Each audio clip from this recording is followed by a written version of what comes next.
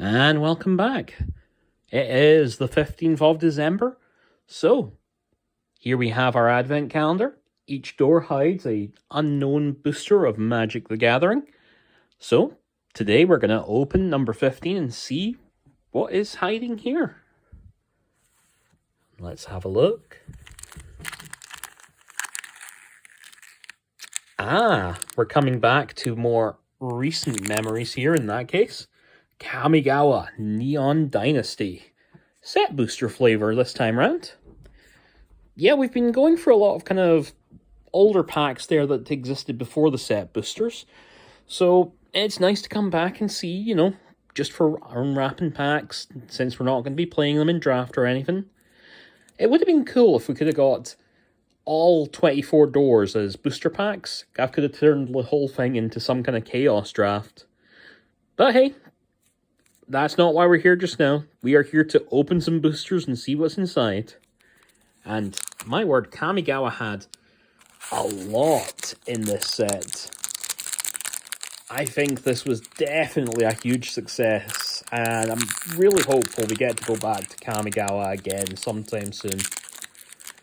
Let's have a look and see what we got. And again, remembering our lesson from last time I had a set booster, we start at the front, and we start with a very striking art card. This is... I do not recognize this. Obviously, this is one of the alternate styles, but I'm guessing it's one of the Myojins. Echo of Death's Wail. Okay, maybe I was wrong. But, oh man, they went really all in on the style in the set, and this is just kind of straight in your face what it was about. Following up with these full art lands, and I really like these. These were kind of really striking and awesome. I need to collect some more of these, actually. So, we got the full art mountain. Ooh, a bit of Nezumi action, Mukotai Ambusher. 3/2 Rat Ninja artifact creature, important to note, who can be played either for 3 and a black or Ninjutsu Den for 1 and a black. People super happy to see that as a returning mechanic. So, next on up. Crackling Emergence, 1 and a red for an aura to enchant a land you control. The enchanted land is a 3/3 red spirit creature with haste and is still a land. If it would be destroyed, instead sacrifice the emergence and that land gains indestructible until end of turn. Notably, of course, does not untap the land. So turn 2, you play this, you have made a 3/3 who is tapped with haste that is unable to attack. Always the small things. Ambitious Assault. Creatures you control get +2/+0 until end of turn. If you control a modified creature, draw a card. 2 and a red for an instant. Team goes wide is good enough. But the rider of drawing the card if you control a modified creature, I really enjoyed modified as kind of a umbrella term like Dominaria did for historic for things like artifacts, legendaries, etc. And modified covered things like auras, equipments, and counters. Yeah, this was pretty sweet. I liked modified overall, and this is the kind of small payoffs that you see from it. Kindled Fury. Single red for an instant. Target creature gets +1 in first strike till end of turn. You see them in most sets. This is your good old basic red combat trick. Can't complain. Aki Warping. We've had a very red pack so far. Single red for an enchantor. Enchant artifact or creature. As long as the enchanted permanent's a creature, it gets +2/+1. Pants are pants.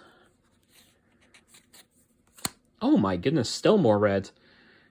Aki Ember Keeper, 1 in a red for an enchantment creature Goblin Warrior. 2/1. Whenever a non-token modified creature you control dies, create a 1/1 spirit creature token. So yeah, overall, I'd mentioned this in a previous video, these set boosters always seem to kind of have a conformed, archetype, or just a lot of clusters of cards in certain themes together. So I guess we're going all in on red modified here. something a little bit different now. Banishing Slash, white sorcery. Destroy up to 1 target artifact, enchantment, or tapped creature. Then, if you can control an artifact and an enchantment, create a 2/2 white samurai creature token with vigilance. White's done a couple of these, likes of Divine Gambit and a couple of other ones. There's always the argument, is this good? Obviously, sorcery speed is the drawback here, but, you know, you can hit a good number of things with it. I don't know. It's still one that's out for debate, I think. When we were young. 3 and a white for an instant. Up to 2 target creatures get +2/+2 until end of turn. If you control an artifact and an enchantment, those creatures also gain lifelink until end of turn. So yeah, there we have Kaito and the Emperor as kids playing about. Yep. Aha.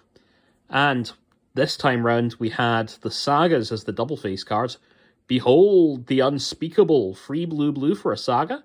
First chapter, creatures you don't control get -2/-0 until end of turn, their next turn. Chapter 2, if you have 1 or fewer cards in your hand, draw 4 cards. Otherwise, scry 2 then draw cards. I apologize, I am going all over the place from here with this video. Draw 2 cards, rather. And finally, exile the Saga, return it to the battlefield transformed under your control. And I'm going to try very hard not to look at the card below this. So I'm going to raise this up. Because here is the vision of the Unspeakable. Flying Trampler, and it gets +1/+1 for each card in your hand. This was just kind of limited bomb. It did a lot of work. This was, yeah, I would see a lot of people who would take this over the rare in their pack.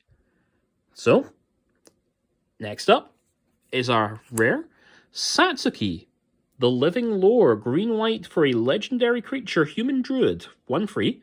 Tap, put a lore counter on each Saga you control, activate only as a sorcery. When Satsuki dies, choose up to 1 to either return a Saga or enchantment creature you control to its owner's hand, or return a target Saga from your graveyard to your hand. It was cool to have someone there for the Sagas Matters. I also see there is a few cards still behind this, maybe? Let's see what else is hiding under here. We have our foil Gloomshrieker. 1 black-green for a enchantment creature cat beast, 2/1. Menacer, when it enters the battlefield, return target permanent card from your grave to your hand. If it would die, exile it instead. Yeah, I remember seeing a lot of people go in on this. It was handy. It did some tricks. It helped you out. It had some evasion. Pretty cool card. But I think that is going to bring us with the token, which is a Magic minigame. I see these all the time. I have never seen anyone playing this. Can anyone recommend any good ones? Ones that are just fun if you're sitting about looking for something to do and you've not got a deck on you? I don't know.